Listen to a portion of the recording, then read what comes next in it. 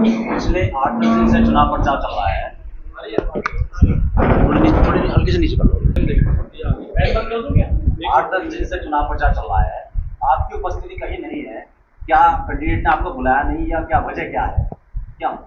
देखिए, चुनाव तो अभी 20 तारीख को है और अभी तो मतलब पहला ही हफ्ता है नवंबर का।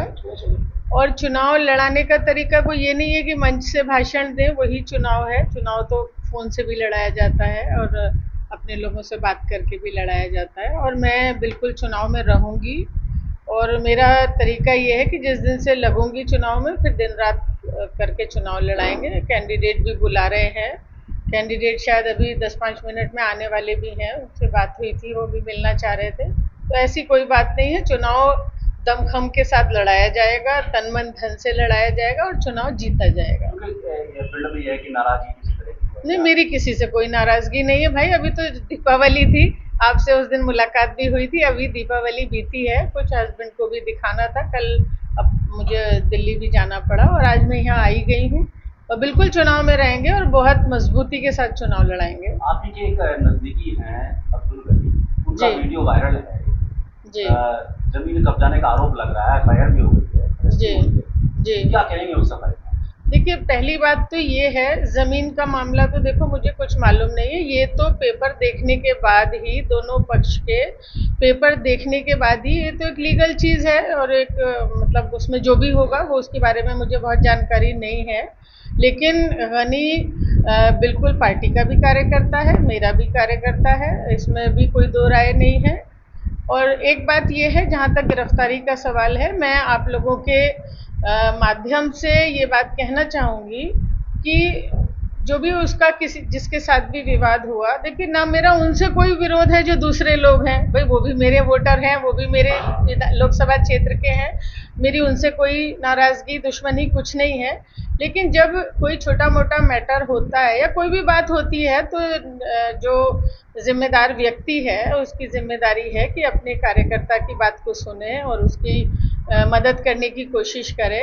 तो उसमें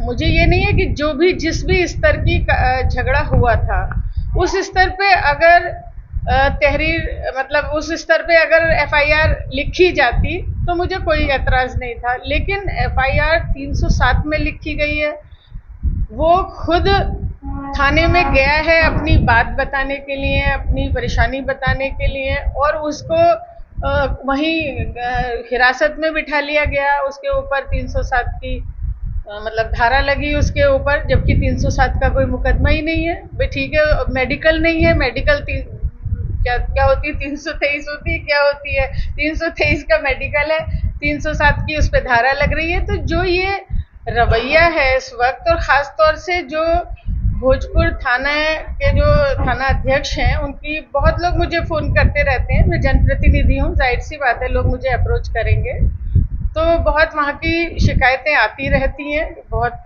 अब उन्होंने क्यों उसे, जब जो आदमी खुद थाने में गया है अपनी पीड़ा बताने के लिए, उसको हिरासत में ले लिया गया, उसकी बहुत ज्यादा बार बार पिटाई की गई और उसके ऊपर 307 का मुकदमा लिखा गया। जो जितना झगड़ा था उतना लिखा जाता तो कोई ऐतराज की बात नहीं थी, लेकिन इतनी बढ़ा चढ़ा के लिखा गया। और क्यों मारा गया, इसके वजह से उस पर मतलब क्या महिषाती थाना अध्यक्ष की कोई भाई कोई लालच था उन्हें, कोई दुश्मनी थी, क्या बात थी, ये बड़ा प्रश्न चिन्ह है। और मैं उच्च अधिकारियों से वार्ता करूंगी और मांग करूंगी कि इसकी जांच हो और इसमें निष्पक्ष धाराएं रहें और बाकी धाराएं उसमें से कटें। और एक ये कई मीडिया वालों का मैं देख रही हूँ कि चाहे वो प्रिंट मीडिया के हों या इलेक्ट्रॉनिक मीडिया के लोग हों, उन्होंने उसमें ये बताया है कि वो सांसद का रुचिवीरा का मतलब पीए है, पीआरओ है,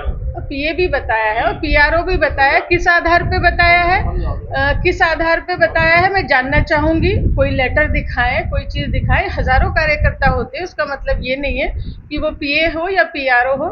मैं अपने वकीलों से इस बारे में मशवरा करूंगी। मैं इसीलिए यहाँ पे आई हूँ और जो भी कानूनन कार्रवाई होगी शासन से प्रशासन से मांग करूंगी। मेरी छवि को धूमिल करने का कुछ चैनलों ने, कुछ लोगों ने, चाहे वो संवाददाता हो चाहे संपादक हो, मेरी छवि को धूमिल करने की कोशिश की है। तो मैं उस पर जो भी होगा अपने वकीलों से मशवरा करके उस पर कार्रवाई करूंगी। मैम, एक फोटो जो है वो वायरल करा जा रहा है और जिसमें जो है जो आरोपी बताया गया है गनी, वो आपके साथ में जो है वो संसद के अंदर बैठे हुए दिखाई दे रहा है। संसद में तो किसी का प्रवेश ही वर्जित है। आपको पता नहीं, पत्रकार हैं, आपको मालूम नहीं है कि वहां तो एमपी के अलावा कोई भी संसद के अंदर नहीं जा सकता है। वो कार्यकर्ता है, उसका सैकड़ों जगह मेरे साथ फोटो हो सकता है, उसका नहीं और बहुत सारे लोगों का हो सकता है। तो संसद में तो प्रवेश ही नहीं है, वर्जित है, कोई जा नहीं सकता है। आपकी पार्टी इस मामले में आपके साथ खड़ी होगी? तो मेरे साथ क्या मतलब, मैंने कौन सा जुर्म किया है? जमीन का मामला है ना, इसलिए जाने का मामला है। मैंने आपको क्या बताया कि वो तो कागज बताएंगे, किसके कागज सही हैं किसके गलत है। मैंने कोई कागज देखे हैं, किसका बैनामा है, किसका कब्जा है, किसका क्या है, उससे मेरा कोई लेना देना नहीं है इस बात से। जब मैंने पेपर नहीं देखे तो मैं क्या बता सकती हूँ। और पार्टी के साथ खड़े होने की बात कहाँ से आ गई कि भाई मैं कोई गुनाहगार हूँ? क्या है, मैं, मेरे कार्यकर्ता हैं और मेरे साथ ना वो कोई अपराधी है, भाई कोई उसका क्रिमिनल हिस्ट्री नहीं है, कुछ नहीं है। और दूसरी बात ये, जो ये पीआरओ और पीए वाला मामला जिन भी चैनलों ने चलाया है, मैं पूरी तरीके से उस पर अपना मानहानि का दावा करूँ।